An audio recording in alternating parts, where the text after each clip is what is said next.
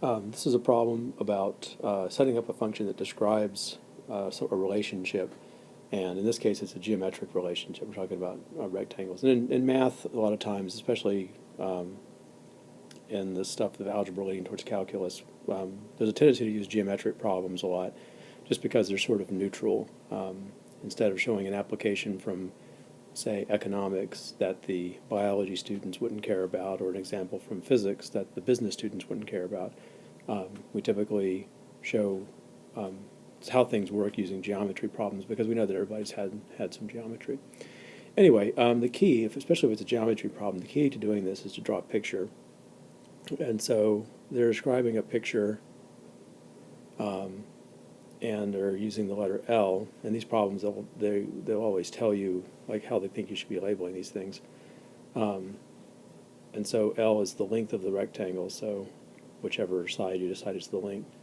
So what we want to do is we want to draw a picture and we want to label it.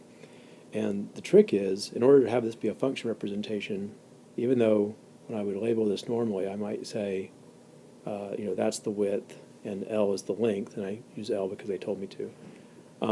What I really want is to have the picture labeled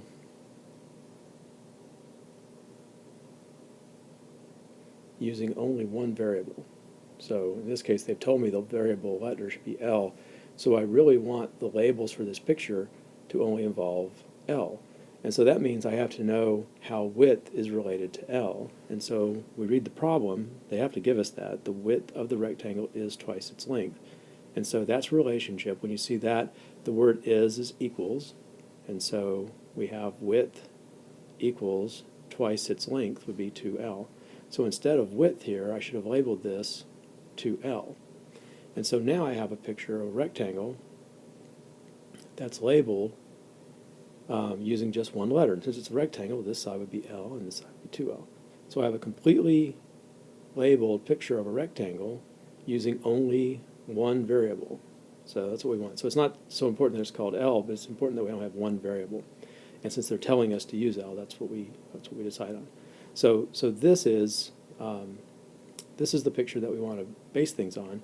The function here is supposed to describe perimeter of this, and so I would say perimeter of that picture. So the L just means that whatever number you use for L, the perimeter just means the distance around the outside. So it's this width plus this width plus this width plus this width. So it's that plus that plus that plus that.